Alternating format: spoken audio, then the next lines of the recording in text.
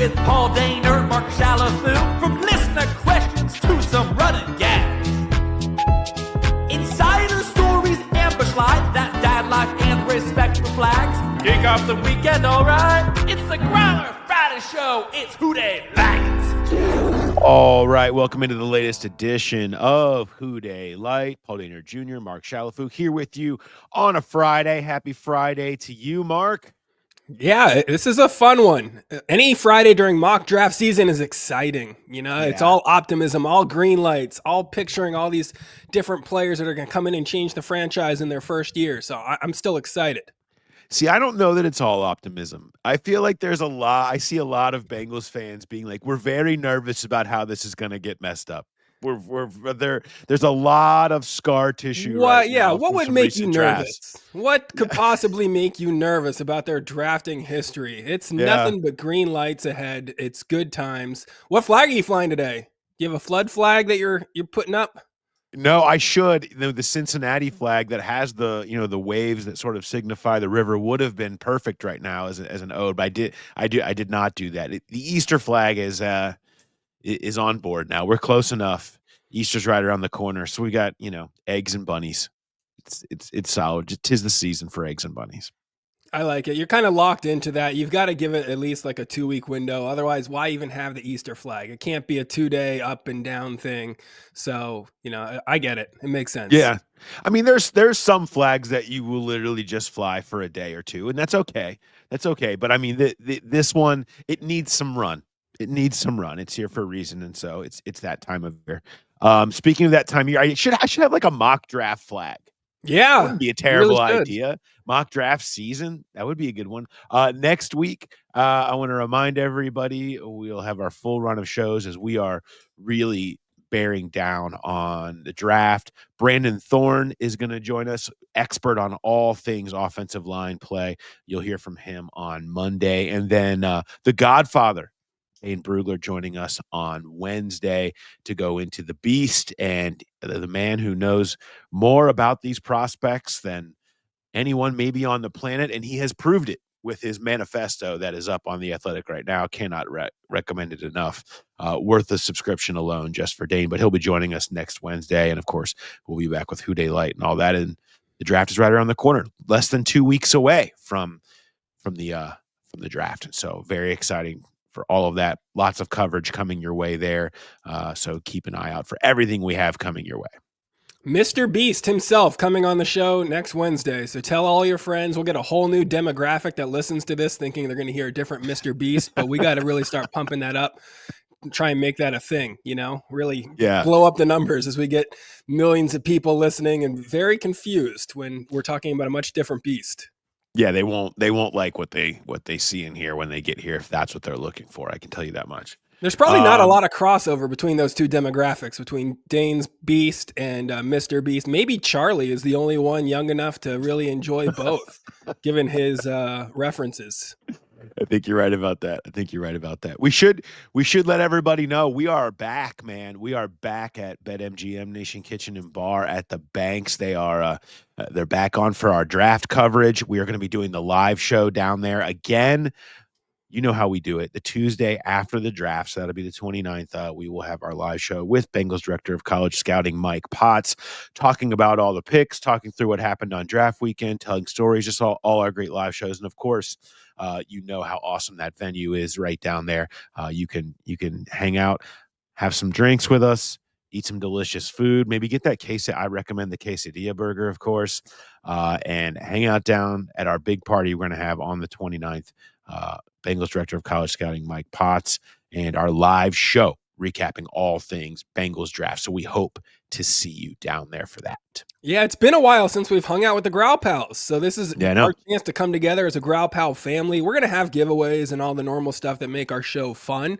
But more than that, if you want some of the inside stories behind whatever draft picks will happen next weekend, then you get that. Or if you have some questions you want to ask off air that Paul is, more willing to go into after a few drinks at the draft show party, that's the way to do it. These things have been known to happen. It is true. All right, so really looking forward to that. One of my favorite shows of the year. One of my favorite events of the year.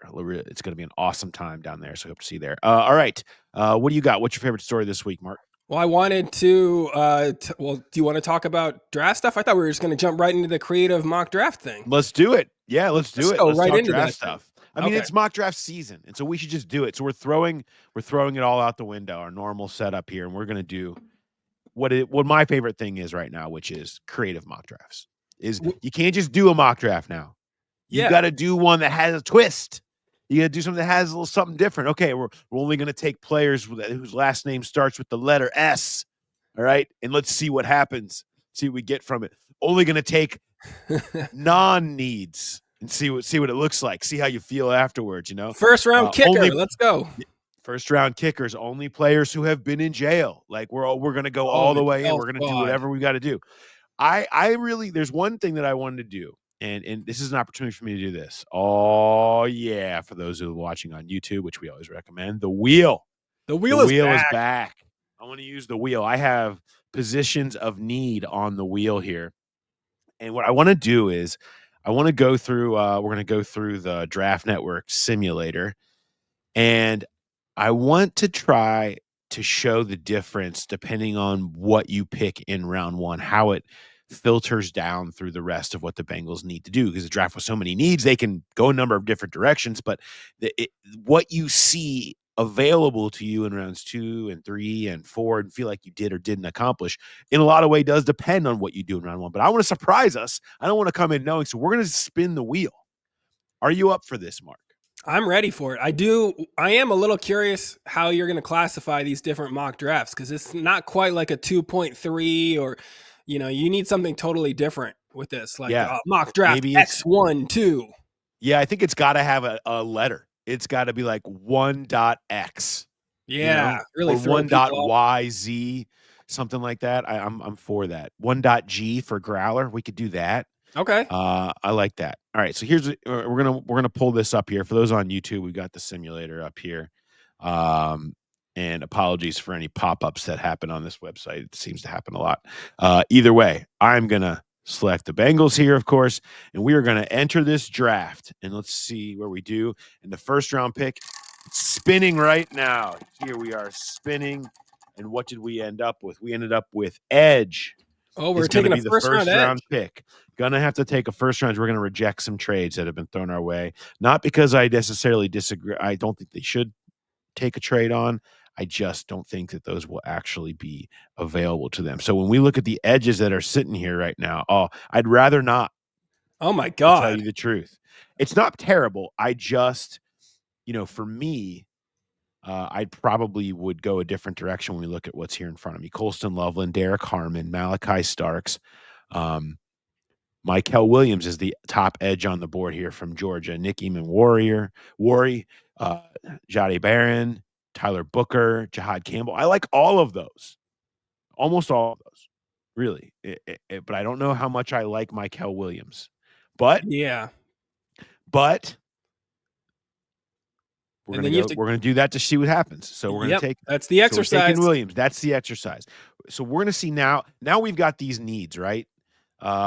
And you might really be wanting to try to add picks and move back if you could, which again, I'm not going to do any trades here right now. Let's see who we have here at the top of our board now. Now, when we need guard, like we need a guard. And I'm looking here and we see Landon Jackson, Carson Schweschinger for the linebacker. That's going to have to be a discussion here. There's Tate Ratledge. I think that's probably where you're going to be leaning right now, because I feel like I can't come out of these first 2 rounds without a guard. And that's a big part of the discussion is when you get to this point, if you don't have one, you feel like you really have to take one because of the drop off that's probably going to happen afterwards and not being able to get what you feel like you need as a starter. And that's the trouble with the edge in the first round a little bit, and why you see a lot of talk about the Bengals maybe waiting and taking advantage of the depth. Though, let's do it. Tate Ratledge. We're going to go guard there and put him next. We're going to pair him up with Amarius Mims. The two of them are going to play next to each other again, and you feel like you have your starting guard on opening day. We're just not quite as nice as trades. having like that swing tackle / guard that you would have had if that wheel had landed on offensive line for the first pick. But you know, we still have some options. So now, we have the edge, and now we're in round 3, and we're feeling like, man, I'd really like to get a safety. I'd really like to get a linebacker, but the pickings have become quite thin here. So, I'm looking at Kevin Winston Jr. from Penn State. I'm looking at Barrett Carter from Clemson, Chris Paul Jr. from Ole Miss. It's just not as enticing as when I see a ton of these defensive tackles. Omar Norman Lott. I see Ashton Gelati is here. The edge from Louisville. I really like him. Josiah Stewart from Michigan is here. There are Jordan Birch from Oregon, Deion Walker from Kentucky. There are so many edges and defensive tackles to like here, but I don't feel like I can go there because of my needs. Maybe I have to. And I think that's when you talk about waiting, this is what the decisions and these groupings that you're looking at. Like, maybe I'll just say, forget it. I'm just going to go with the defensive tackle as well. But you're really pushing some of your needs down the line, but maybe you have to. So maybe I'm going to do that. I'm going to do it. I'm going to take Omar Norman Lott, the pass rushing defensive tackle from Tennessee, and move on. And now I'm really cornered on these needs. Safety, linebacker, where are you? Give me something. Look, I'd love to take Cam Scattaboo and have some fun. He'd become a Cincinnati legend. The running backs here in the 4th round, but I'm not going to do that.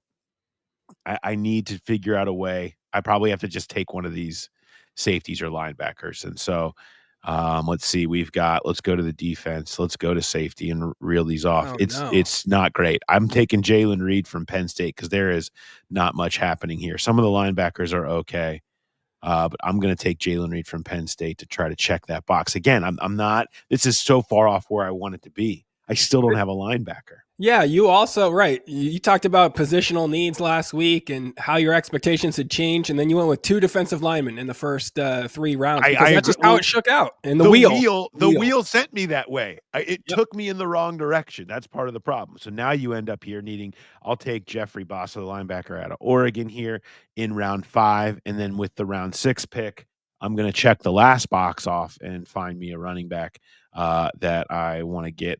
I love Jarquez Hunter. He is my guy, Auburn. And so I'm going to take him. I find myself taking him in nearly every single draft. He's my favorite of the day 3 running back guys. And so here's where we end up. We end up with Mykel Williams, the edge out of Georgia. I go Georgia, 1-2, SEC 1-2-3 with Williams, Ratledge, and then Norman Lott. But I didn't get to safety and linebacker until later, and I don't like that. And now I feel like I've got to say, is Jermaine Pratt still on the team in this scenario?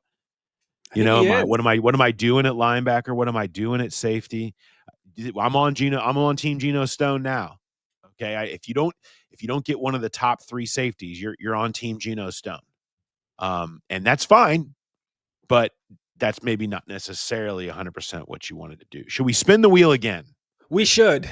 Although I will say that this first exercise has bummed me out a little bit, because what I enjoy about mock draft season, since the team has so many needs, it's thinking about like, oh, this first round guy is great.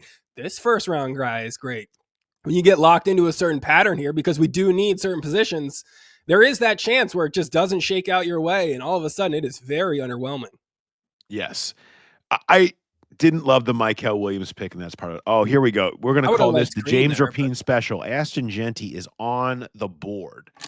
We're spinning the wheel. Running back is not an option. We are spinning the wheel, and we already did edge, so we're not going to do that. We're going to spin the wheel again one more time and come up with safety. Safety is going to be the first round pick. There's Malachi Starks, Nicky Manwari, both depending on what Al Golden likes in terms of how he would deploy them. I am Team Starks, so we're going to take Starks. I like this path more than most. A chance to move back in round 2. I'm not going to do that. I like having the safety first, knocking that out and feeling like I can do a lot more because I can knock these priorities out first and then get into some of the depth of the draft. So I want to go guard again here. It's interesting though. Yeah, Because I you like could. the idea. Safety guard, I like it. I like it whether it's Tyler Booker or somebody else that you go with in round one. Okay, maybe it's Kelvin Banks from Texas, whatever. And then getting Xavier Watson round two if you can, or the opposite with one of the safeties, and then getting one of the offensive linemen here in round two that can come in. I like this path because of what ends up being available in rounds 3 and 4 in other spots. So What is I'm gonna weird go. about this, though, is like Yeah. Walter Nolan still being on the board, and he's a player Mhm. that, originally some people thought could be in play at 17. So going with a safety and a player like that at DT, that would be great. But you're right. You kind of need to get that guard here. Yeah, Walter Nolan is tempting, the idea of him being here at 49. That seems unlikely, but unlikely things happen. This would mean that character has maybe scared off some teams. So I'm going to go ahead. I'm still going to do. That's tempting to do that, but I'm going to go with the guard scenario here. And Ratledge is off Um, the board. Rattler is just off the board. I'm going with Jonah Savanaia. I'm trying here. I'm doing my best. I've had to say it a lot. So from Arizona, he's been in for a visit. They like Good him. pick, He yeah. fits the Bengals profile. He starts opening day. I think I have 2 opening day starters right now. So I I love do that. like how this is shaping up. I like that better when I feel like I took care of the things that I need for right now. And now I can buy in a little bit more into what look. I'm at 81. Darius Alexander's still here. Love that for us. Love That's that for great us. value. Yeah. And so he feels like a no-brainer for me. You even still have the tackle here if you wanted to double up. I don't think there's a need to do that. You have some edge rushers that we mentioned earlier when we were talking about how many are sitting here. Josiah Stewart from Michigan is here. You have, let's see, Josh Farmer, the defensive tackle from Florida State, is here. A lot more of the edges are gone than were last time at this spot, which is just the way these simulators work. But the tackles are here with Alfred Collins from Texas. I'm taking Darius Alexander all day at 81 and love and life. Love this first 3. Yeah. Love this This first is 3. much better than our first go round. Yes, I feel Let's hope good the about wheel this. is kind to us on actual draft day. All right, and I'm still here now, and I'm thinking linebacker. I'm thinking we're looking for a linebacker here in round 4. And so let's go to defense. Let's look at the linebackers and see who's available. All right, we'll just go right off the board. We'll take Smail Mondon Jr. from Georgia. He's the top one on the board. This is right at the spot where he would go, and we've checked that box off. Okay, and now we can go and look back at just straight defense and see what's available here. There's more guys. If anybody that you like to take a chance on, you could maybe do that. But I'm thinking I'm going to go over to the running back room, and I'm going to go yet again take my guy Jarquez Hunter from Auburn because I like to do that That's a in as many 5th round drafts pick? as possible. Yes, with a 5th round pick. Okay. Dane has him as a 3rd, 4th, but this particular exercise has him a lot further back. All right, and then so now I guess I'm taking another edge, or I'm taking an edge at this point here late in this game, which I can find. Let's go and take. Maybe you have some value, some guy that you really like. You're not quite getting the edge, and that's maybe the disappointing. Let's look at my picks here. Because I've got Alexander. Yeah, the edge is what kind of took the brunt of this. Didn't get that because there's a lot of needs. Right. So something's got to fall by the wayside. Something falls by the wayside. Maybe I could have gone in earlier, potentially, but either way, it feels better to me. That feels like a better path when you look at this. Starks, Savanaia, Alexander, Mondon from Georgia, the linebacker, and then you check a running back box and an edge box. Again, Miles Murphy, a lot of stock in Miles Murphy here. Yes, but like 6 picks, you have 4 players here that could have meaningful roles. Like that's you not love bad. this. And here's the thing, and this is another conversation about trade back, is if you can find a way to drop another pick into that, even in the 100 range, you could check that edge box in a much more positive way. It's 1 pick away from really being able to kind of check all the boxes if done right. So is that a move? If they could move back in round 1, they'd love to. I just don't know that's going to happen. Maybe a move back in round 2 is part of that answer. Sometimes you should stick and pick, which we talked about with Jay this week, but keep that in mind. That's 2 paths right there. And I'll pull this off the screen and we'll kind of end that. That's 2 paths, and you see the difference in how it looks. And there are some similarities, like the guard being available round 2. There were solid options both times. That 5th round running back, like you got Hunter in the 5th in both of those, right? Or was he the 4th in the first I waited to the 6th in the first one because we had a mess on our hands. He's good, and he was available. So like that round 5, 6 running back, that's going to be in play for sure. So some similarities, some big differences, and that'll be interesting to see how that kind of shakes out.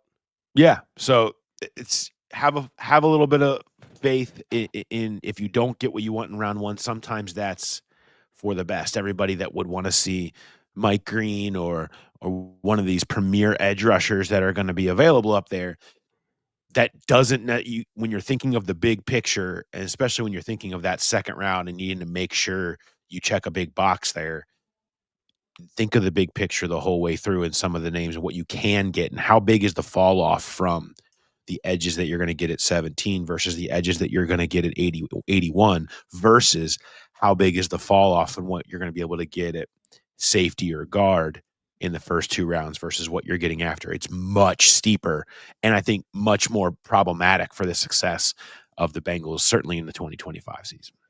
Yeah, and in both of those drafts too, linebacker sort of didn't have any, real playmakers. So again, Pratt is probably on this team. Geno Stone is probably going to be on the team either way. Even if you take a start, I don't think they're getting rid of Stone, at least not at first. So, he might lose that job out, but it'll be a competition.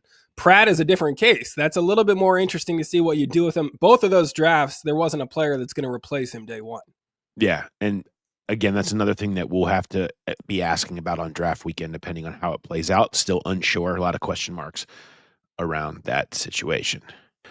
There are no question marks, though, around a situation that involves our guy, Eric Sztanyo from Keller-Williams. How's that for a segue, Sztanyo? Whew, unbelievable. Best in the business. That's what I always say about Paul Dehner Jr. Happy draft season, guys. Good to see you. Yeah.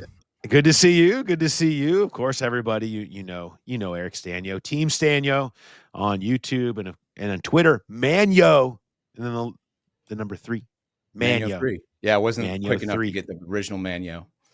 Yeah, that's okay. You're good though, man. You're the 3rd Manyo out there, and that's just as good as any. Doesn't matter. It's still solid. What's going on? I hear we have yet another Growl Pal under contract.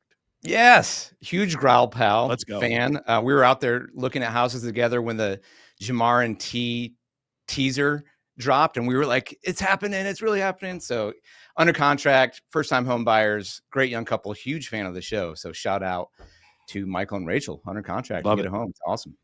Shout out Michael and Rachel. I got a couple things here before the question, if you don't mind. First of all, okay, let's go. Congrats on the Growler Network launch. Oh, thanks. It's been a few weeks since I've been out here and really enjoying the Power Stacks show with the Reds. It's awesome. Love Power Stacks. Yeah, they're crushing it. New one out now. Yeah. New one out today. Yep. Secondly, I realized after the NCAA tournament that your daughter Rosie and I are now kind of best friends because she went with Lipscomb. Oh, look, I'm a proud Bison. Okay. Proud Lipscomb alumni. And so when she ran with Lipscomb, God bless her, they weren't going to do good in that tournament, but I just appreciate that she went for it.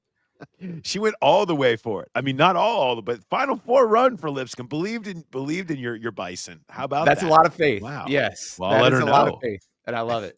One other thing I got to shout out here, you guys, to the Growl Pals who are throwing out these charity events, which I love, and the idea of a golf charity event. I'm just going to put this out on the air, and Paul might cut it, so we'll see.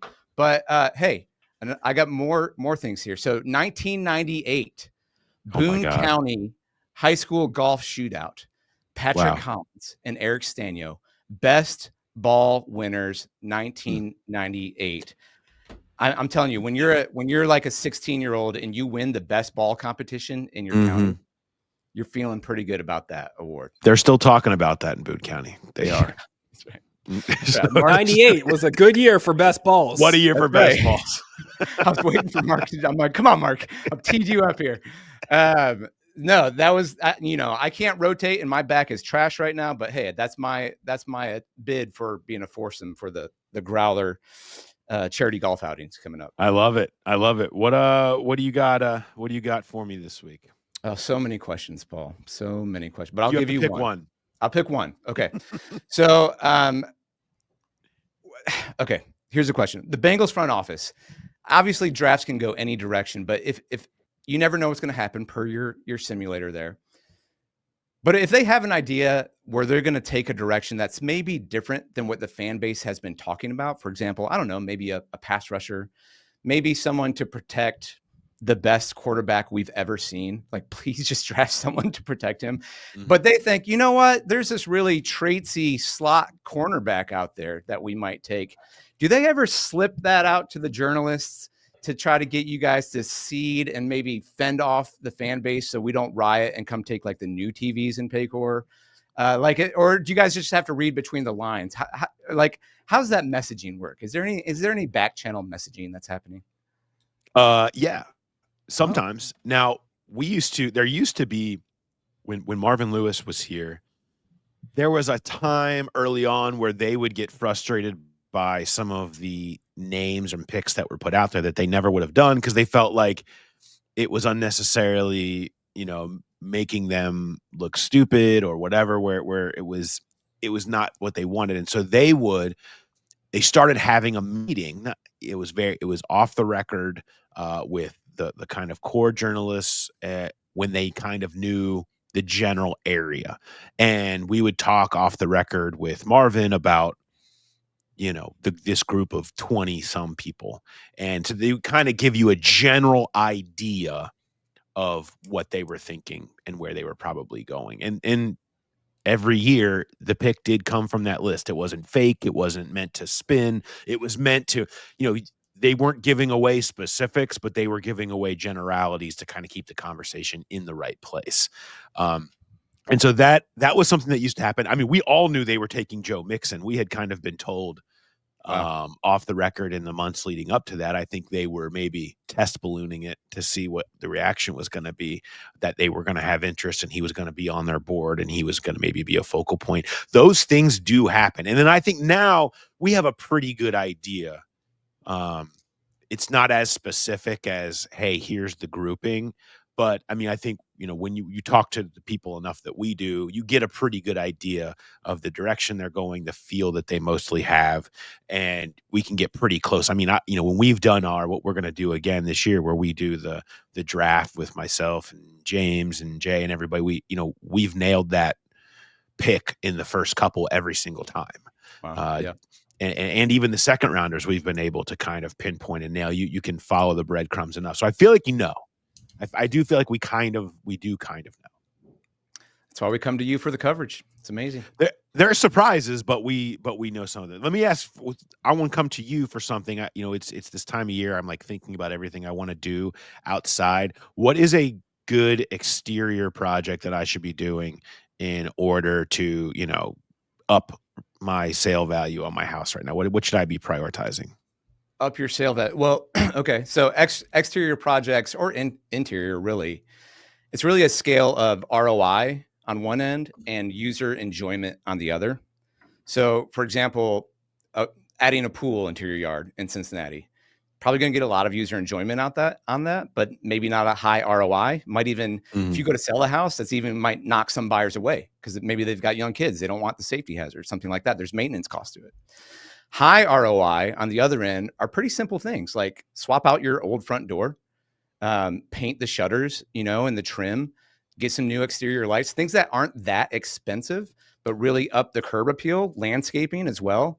And then maybe there's something in the middle, like another outdoor living space. So if you want to put out on back deck or a fire pit, something cool like that, where it's another place where people can host, that's going to cost a little bit more money.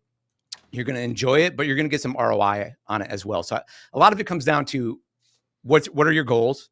Are you trying to get it ready to sell right now? Or are you looking to live in the house for a while and enjoy it? Then you can kind of fiddle on that scale. Does that make sense? That makes sense. I like it. I'm going to have to put on a new back deck. I've decided just now. You convinced me. All right. Those great tips and so much more. You could be the next Growl Pal under contract. just contact our guy, Eric Sztanyo, info@teamsztanyo.com, or just go to the website, www.teamsztanyo.com to connect, follow the YouTube page, all of those things. And we will talk to you next time. Have a good one. Thanks, Paul. See ya.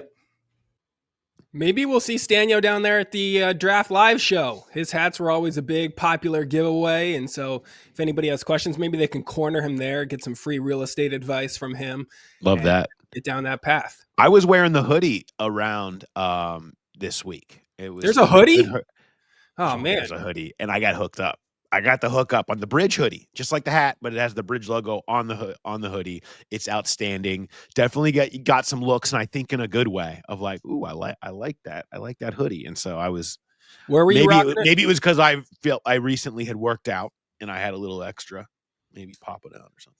Yeah, I'm pretty sure that's what people were checking you out for. They're like, this guy, he works out. We can tell under this hooded sweatshirt. You can tell he just got to lift it. There's no question. Man, he just did a couple push-ups. This guy is out of control. All right. Well, Sztanyo had questions. I had questions for him. You have questions for me as well from the pals. What do we got? So we're going to kick it off with a Twitter question because we're still, supporting our Growl pals over there on the social media world. Our first one, where does Paul report from during the draft? Is he at the facility? Is he at the draft himself? He wants you to take us through the life of a beat reporter during the draft because that's where we kind of are right now. It's like you get the initial mock draft hype, and then there's still like that last go round. You talked about the draft that you do with the other guys and all that kind of week up leading to it. That's exciting. Now we're in kind of this vague zone where there's not a lot of news. You're doing creative drafts, different paths. And so now we're like, what is Paul eating on draft night? That's what they want to know. They want to know. Well, it is the one weekend of the year that we get to eat the food, which I wouldn't have graded an F. Like I would not have. I enjoy the food that we get access to there over that weekend. That said, we're there pretty much the entire weekend. We're in the facility. There's a media room there where we all work out of. We all have got our own little cubicles, and then when a pick is made, the coaches will come down to the press conference room. It'll be Zach Taylor. It'll be the coordinator of whatever the position was, and probably the position coach, depending on the round and things like that. We do a press conference with them. Then we go back to the media room. They get the player on the phone for us. We talk to them on the phone. Over the years, if you've listened to the podcast, you've heard some of those calls, which are they tend to be a little ridiculous because you're calling someone's draft party and Lord knows what you're getting. And so the year that they couldn't find Mark Walton still lives in history and kind of was foreshadowing a little bit for his career. But that said, that's it. And so we're down there when we do that over and over and over again. And then on Friday, a lot of times on Friday, sometimes on Saturday, they'll bring the first round pick in. He'll be there in person. There'll be another press conference with him. There'll be one-on-ones that if you want with that player. Last year, Orlando Brown came down. Orlando and Amarius were walking down the hall. I think that shot got a lot of run because they had these two massive dudes here together now. And so that type of stuff is going on all weekend. And then it wraps up at the end. All the picks on Saturday. We'll have a final wrap-up press conference with Zach Taylor. And then the best beer of the year is right around the corner once we wrap up. But you're down there. I mean, we're in the bunker for 3 days, and it's a stream of interviews and picks and writing about stuff. And so it's just busy. It's the 3 of the busiest days of the entire year for sure. And you're locked in a room for a lot of those. That's not as exciting. We're in the bunker. Watching a game, then going down and interviewing people. It's not, those rhythms are totally different when it's like, all right, we're in this bunker, we're watching this draft happen in front of us, and then we're taking a few steps over this way to talk to some coaches. It's the media crew, we're tight. Like we're a good, you guys know all those people by now. They've been on the show or at these live shows, and we're good friends, but we haven't seen each other as regularly right now. I mean, we haven't been in the building. There's a few things here and there, whether it's league meetings or combine, but really we haven't. And then we just get shoved in together. It's like having to go on a retreat or something for 3 days where we're all back together, and it usually ends up being a pretty funny 3 days. There's no question.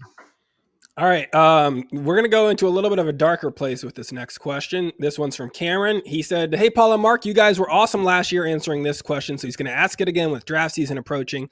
Are there any doomsday or worst case scenarios this year for the Bengals at pick 17 Or is the list of needs too long to imagine that as a possibility? Yeah, I don't think there's a doomsday at 17. There's a lot of options. The blue chips, I don't think there's any expectation that a blue chip of this draft is going to make its way down to the Bengals. I want to point this out. This is something that I looked at earlier. Daniel Jeremiah every year does his like top 50 prospects. It's as respected as it gets. Everybody knows he's as informed as anybody around.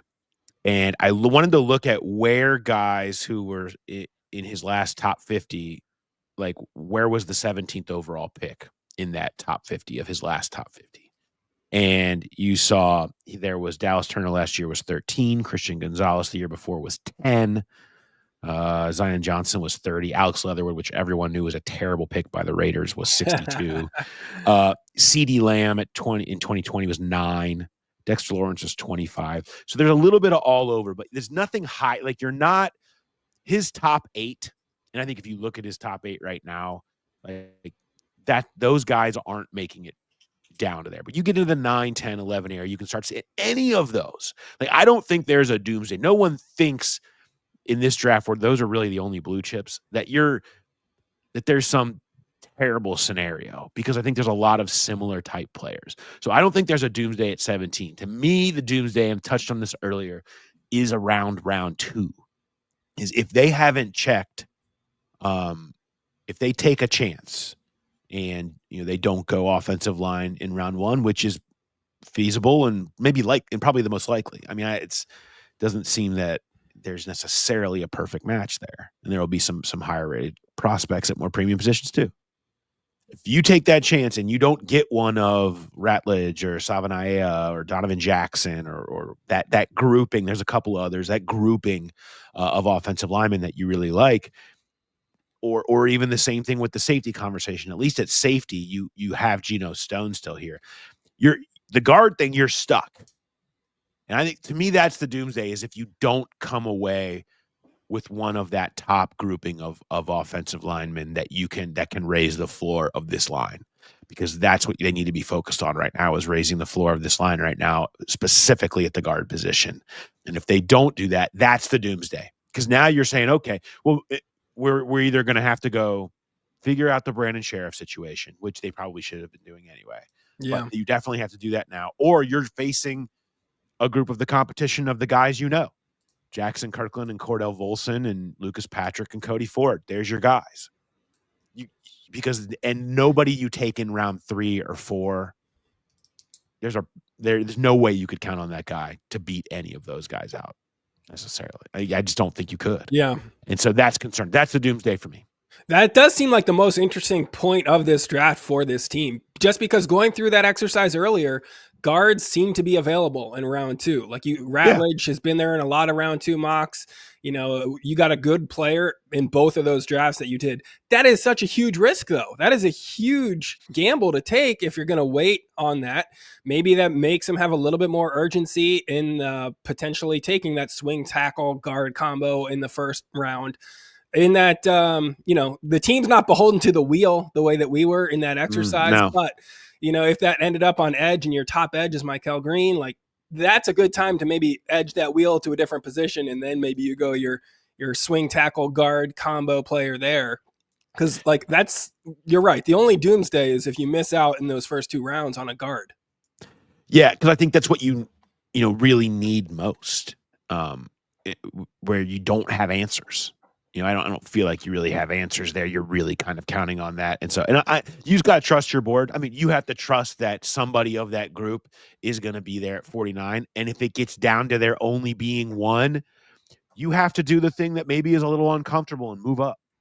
If that's what it is, if you have to make sure that by any means, you're going to assure that you get somebody in that group for you, then if it's down to 1 and you're 2 picks away, you need to be making calls. And that's something the Bengals have been reluctant to do. They did it with Cam Taylor-Britt a couple years ago, where they moved up 3 spots. That has something that they didn't like doing it. They didn't want to do it. They rarely do it.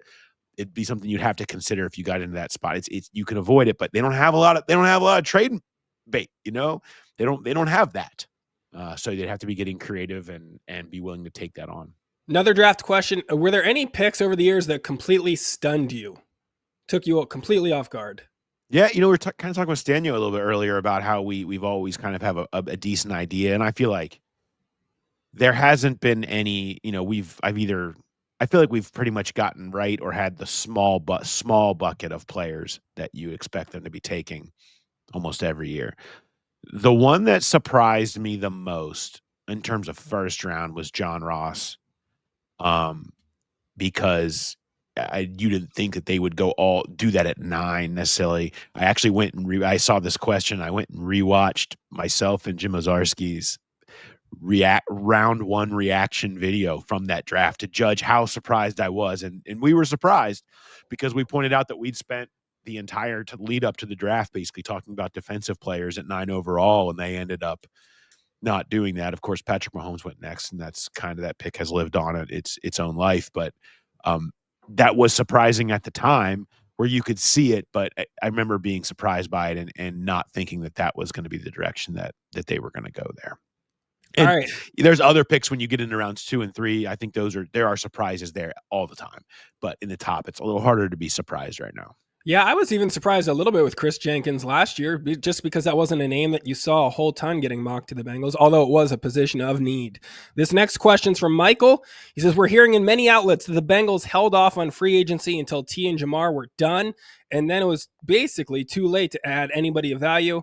We're also hearing that the team unnecessarily took higher than needed cap hits this year on T and Jamar's contracts. Now they're kind of pissing off Trey.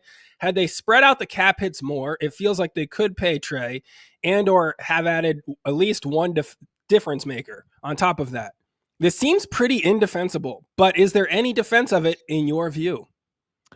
No. I mean, I think you're right. It's that simple, yeah. Yeah, I don't, these were we talk all the time. It's like, what does that mean, Paul? Winning in the margins. We talk about it all the time. This is winning in the margins.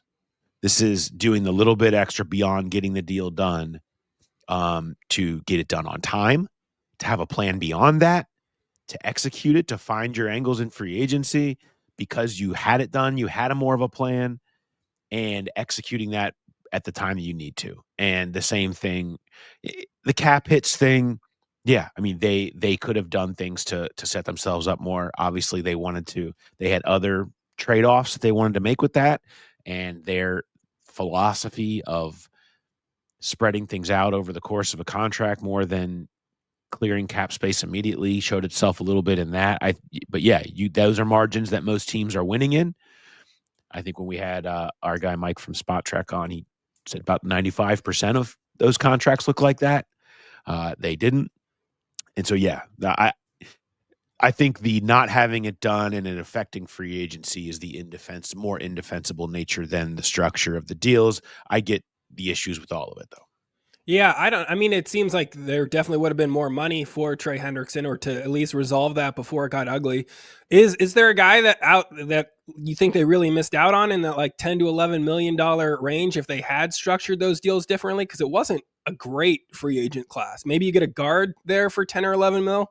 Yeah, I mean, I think that's certainly a guard. One of the linebackers, like I look at one of the linebackers that got in that $7 to $10 million range, and feel like that certainly would have been a nice fit.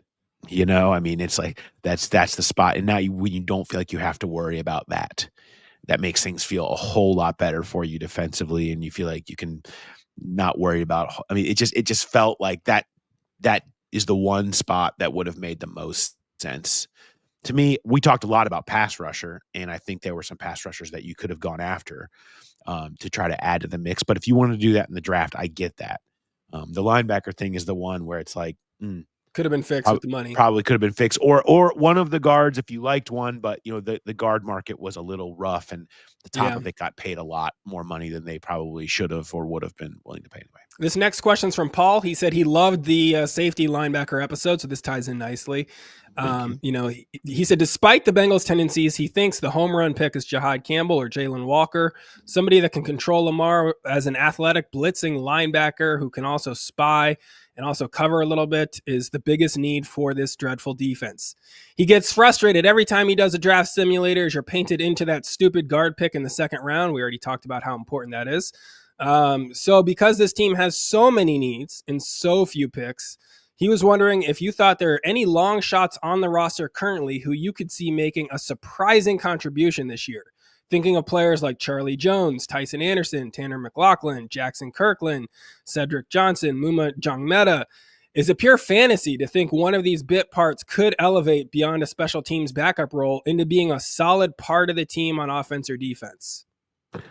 First of all, agreed on the Jahad Campbell chasing down Lamar and Mahomes and company. Josh Allen, that's the type of counter you want to have. Agreed with that. Charlie and I talked about that. I had a great point on that one.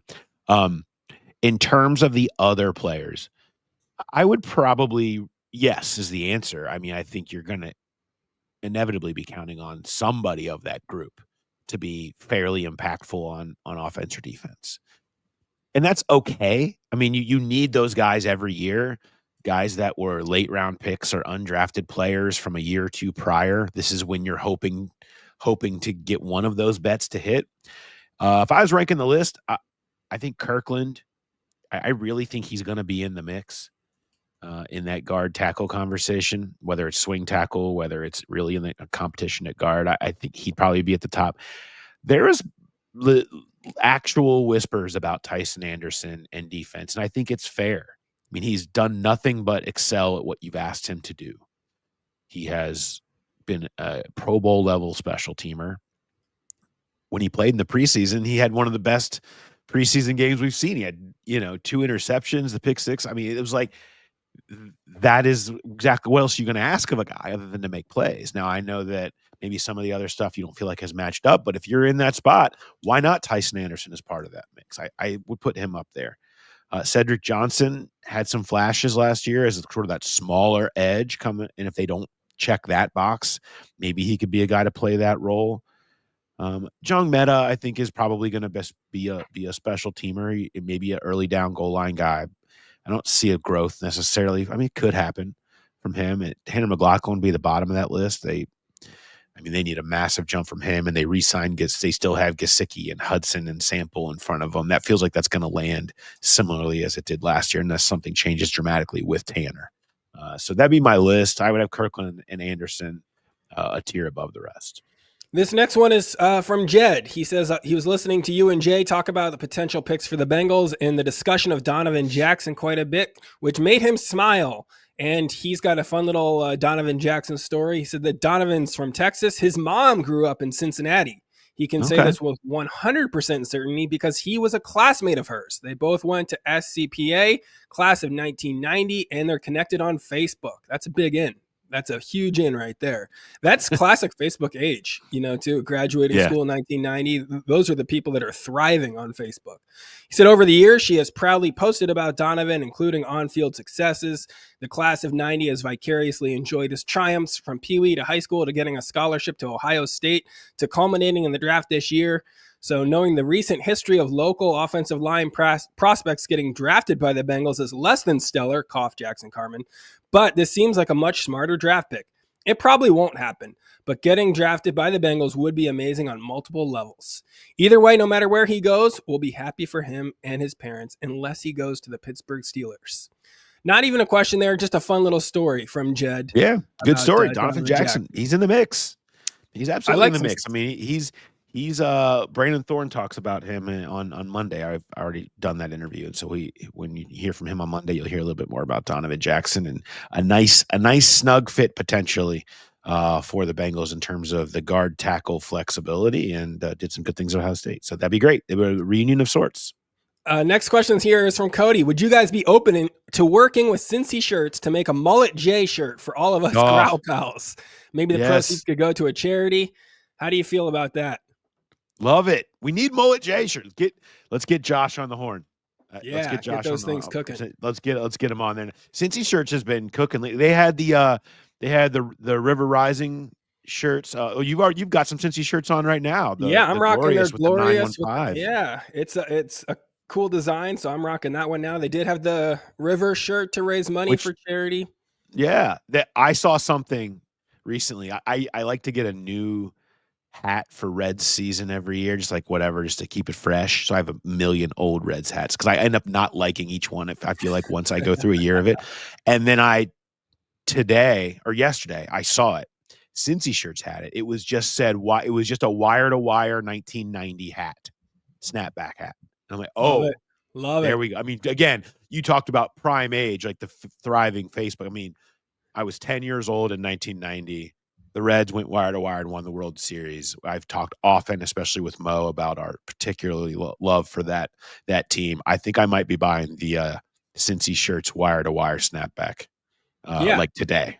It's a great rec. They've got some good stuff, but the Mullet J shirt, that is something that I think we need to have them do for sure. Let's do it. Next question here is from Bruce. He says, if Duke Tobin asked you for advice on the night of the draft, which of the following options would you offer to him? Number 1, Joe Mixon was the exception, not the rule. If a talented player with character issues falls to you, do not take him. See Jermaine Burton. So this is about James Pierce, at least in the question. But there's other guys with character issues. Number 2, if a talented player who is injury prone falls to you, it's probably because he's injury prone. Do not take him. See Eric All. Number 3, don't draft underperforming college players, move them to a new position, and expect them to start. See Jackson Carman, Zach Carter. Would you tell him number 4, don't move back in the first round to acquire a veteran player who is soon described as a cancer in the locker room? See Cordy Glenn. Yeah. Or number 5, don't use a high second-round pick to draft a player projected to go in the 5th round. See Drew Sample. Which one of those pieces of advice do you give him? I'll offer a quick thought on each of these. Okay, first of all, go back and look at the 2019 draft and Drew Sample's career and longevity compared to all the others that are taken. The Bengals took a lot of heat and the projection of 5th round, and I know it's followed him. Drew Sample has proved a pretty solid pick in retrospect when you look at what he's now done and who he's kind of turned into for this team. So I will push back on hate against the Sample pick. He was not as sexy and exciting as a lot people wanted that to be, and that has been unfortunately held against a guy who's had a really solid career, especially when you consider some of the other second-round picks that have been mentioned in this exact question. Okay, the Cordy Glenn thing, yeah, that's obvious. Yeah, don't trade for lazy locker room cancers who now have bathrooms named after them. Correct. The underperforming college players in a new position. That's an interesting thing. But you see so many times there are plenty of success stories, not necessarily Cincinnati, but lots of them of the especially tackle guard moving around. Like it does happen, and you try to reformat guys to the NFL game. So yeah, I hear you. I would do Eric All tomorrow. Like really? I would do the 4th round pick on Eric All again. The chance you're taking that he does get it, and no one. I'm not writing off his career yet. You still, this next year's not happening, but the year after that, if he gets back and picks up where he left off, it's still a good pick. A 4th round pick. I know injury prone is injury prone, right? And he had a lot of history of some rough stuff that they had to get fixed. But a lot of times you do get good value there. It doesn't always backfire on you. There's plenty of stories of guys who were thought to have injury issues coming out and then they're fine, or guys that never had a single injury issue and end up have seen their career curtailed by it. The character thing would be mine. That'd be me. It just so often backfires when there's major off-field character concerns and you think you're getting the value. Every once in a while you get them there. And maturity does happen, but more often than not, it proves more trouble than it's worth, not just at that position, but at the impact it has on others around them and distractions and frustrations. And Burton is obviously a very recent example that has everybody thinking about that. But I think as a whole, I'm with that'd be the one where I'd say don't do it. That is one of the toughest ones too, because all character issues are not the same. Some of them are legal. Correct. Some of them are just, the guy's a jerk, or he's a problem in the locker room, or he's just a weird dude that doesn't show up. There's a lot of different character issues. So that's probably got to be the toughest one to navigate. But when you only have 6 picks, and you really got to crush those first 3, it makes sense to kind of stay away from. Bet on the Chase Browns and the Andre Yosevashes, and don't bet on the Jermaine Burtons and the Jackson Carmans. Okay, it's guys who maybe aren't at the highest level of athleticism or the highest ceiling, but they will get the most out of what they have and then maybe surprise you beyond that. Our next question this kind of ties into character issues. Robert wants to know, is this related to the transfer portal and the NIL landscape these guys are used to in college these days, which results in a lot more guys playing on different teams and that sort of thing? How much do you think the NIL world has contributed to some of these character issues that you're hearing about, guys? I think it makes it easier. And Nick Kosmider, who does a great job covering the Broncos for us, did a whole story on the impact of NIL on drafting in the league. It's awesome. I highly recommend it over The Athletic. Go read that. Some of the points is that I think scouts feel like they have a much better feel about what they're getting now. They know how guys handle money. They know how guys handle new situations. The NFL, it's not like in so many other sports where exactly what you're getting. When you're dropping a new player into a new scheme, into a new locker room, are they leaders at multiple places? Does their skills translate multiple schemes? You see all of that, how they handle the adversity and decision-making of should I transfer, should I not? Do they value loyalty? Like it's put a lot more on these players because they're basically turned into professionals at a younger age to know how they will handle being professionals now once they reach a new team. I think it's made things easier. And I think there's a better handle on some of that aspect of what being a pro, some of the harder parts of being a pro. And so I think it's helped the transition to NFL. Oh, some great questions here from the Growl Pals. Keep sending those to the Growler Podcast at gmail.com. We have a few more draft questions, some stadium questions, a few things we didn't get to. Those are issues that are not going anywhere. They will still be here next week. So we'll have to get to a few of these next week. Keep sending those questions in. We got some great ones. Are you ready for a quick ambush question? Oh, sure. Yeah. Ambush. This is from Kyle. He says, being a father of 6, he always pays extra close attention to the dad life segment of the show. With both of you being fathers, do you have any thoughts on youth football? I hear some parents say you should wait until they're in junior high to avoid injury risk and things like that. But I'm curious what professional football people think about youth football. Thanks as always. Keep up the great work. You know what professional people think about youth football? Play flag football.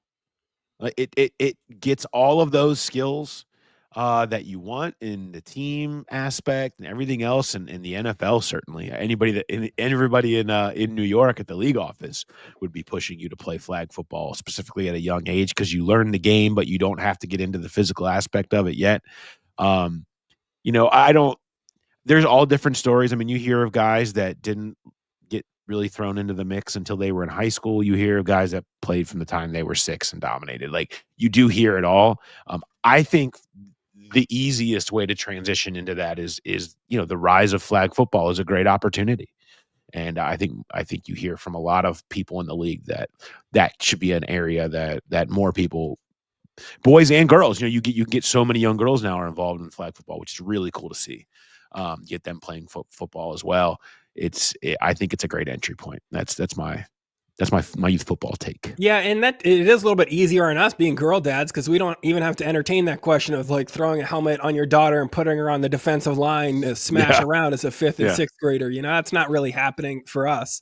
But the tricky part of youth sports is like you get so siloed into one these days. And there is that temptation to start them on that path early and really jump all in on this one thing. And you see so many kids that go down that path and they do their sport year round and then they burn out on it completely and take this thing they loved and turns it into a job and something they hate. And, that's always a bummer. So I've always been, even though it's not like a direct football thing, but put them in lots of different things. There's a lot of different sports and athletic traits that'll pay off. Even if you hold off on tackle football till junior high or high school, whatever, if they're playing flag football and basketball and some other things, they're going to be fine. They're going to develop as athletes in different ways, and all those things can still translate if they want to get down the football path. We've heard fairly famously Joe Burrow talking about, the value of being a multi-sport. I can't tell you how many professional athletes we've heard them talk about the value of being a multi-sport athlete coming up and how those other sports helped them, because it's not just learning about how to play quarterback and be a leader in an NFL room. It's about when you're not as good, at other sports about understanding how to be a role player, and that helps you better understand how to be the star and how you treat role players, and just doing different things where maybe you're not as good at something is just as valuable as playing the sport where you are really good at it, because you learn about teamwork from different angles and things like that. Like, it's just, there's a lot of different dynamics in different sports, and on top of the different physical skills that you develop. So I always, the advice I always hear is multi-sports. Do not silo your kids if they have interest in doing different stuff. Great question, though. Keep sending those ambush questions too to the growlerpodcast@gmail.com. And another thing that we're doing with our show lately, we talk all the time about the Growl Pal family. We want to keep, our sponsors, our listeners of the show, the Growl Gals listen to the show, right? We've got the big live show coming up at the post-draft show where we're going to get to see people face-to-face again. Another thing we're doing is highlighting some of these cool causes that the Growl Pals are doing. And it could be, a small business or, lots of different types of shout outs. Right now, it's definitely charity golf season, charity golf outing season. So we plug a lot of those. We do have another one that we've got to mention this week. This one is for all of you Growl Pals that live in the Dayton area. We had a Growl Pal reach out, and he's got a cool outing happening for the Miami Valley Down Syndrome Association. He says it's not as cool as Cocaine for the Troops. That's true. But he said that the organization has been instrumental in assisting families with loved ones who have Down syndrome, including his own. His beautiful daughter is 5 and has Down syndrome, and they've done a lot for them. She's a Growl Pal and gets into it, so we like to hear that there's different generations of Growl Pals happening in there. Their golf outing is May 2nd at Beaver Creek Golf Course near Dayton. It's a great outing. He's working on it now, so if you want to get involved, mvdsa.org/golf. Sign up, go play, or you can just contribute to the cause. Yeah, you can become a sponsor if you want to for that. Friday, May 2nd at Beaver Creek Golf Course. Go check a great cause. Shout out to the Growl Pals up in that area for what they're doing and time, effort, energy they're putting together to try to help that. So great stuff. Love that. Keep sending those in. Yeah. The growlerpodcast@gmail.com. Keep sending us in, whether it's a small business, whether it's a charity, whether it's somebody that you just want to hear a shout out for that needs support or something like that. Send those in to us. We'd love to keep doing those every single week here on the podcast. And if you do need a fourth for your foursome to play in this charity outing, Sztanyo's offering his services. He's got but if you want that best ball on your team, he's got the best ball from 98. So you might, no doubt, ringer. I mean, it's a ringer. I mean, you got to know that you're going to take some heat for bringing a ringer with some hardware in the trophy case, but. But he's a Growl Pal, so it's going to be fine. People will accept him because of his association with us. Where are you off to next, Mark? Richmond, Indiana, this Saturday at the Fourth Floor Blues Club. I think that's enough words to throw in there into a Google search that you'll find that. Mark Shalafu, Richmond, Indiana. Just throw that in there. Tickets are still on sale, although those are filling up quickly. That's going to be a really fun one. And then I'm at the Legendary Comedy Key West, April 23rd through 26th. So if you live in Key West, Florida, if you're a Key West Growl Pal, or let's go, somebody with the means to travel to Key West just to hang out for the weekend, get tickets to those shows. And I'm kind of coming up to the tail end of the spring tour, since I've got the big Disney trip that we're doing is early June, and May is still coaching little girls soccer and stuff. But I'll have more cities to announce for the summer and beyond coming up soon. If you want me to come to your city, because I know we've got Growl Pals all over the country, just hit me up online and I'll see if I can work with a club in your area. Next week, we're going to do the preview of Key West.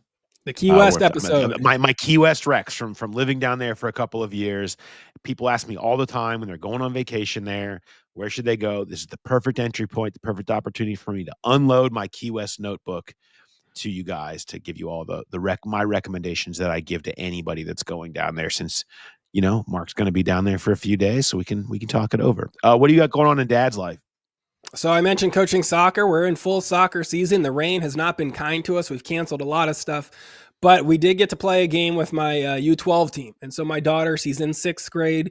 She's learning about the Holocaust in school, right? And that's fine. There's not a lot of, trains going on, but she learned all about this stuff, right? So we're playing this road game 45 minutes from home, right by a train track.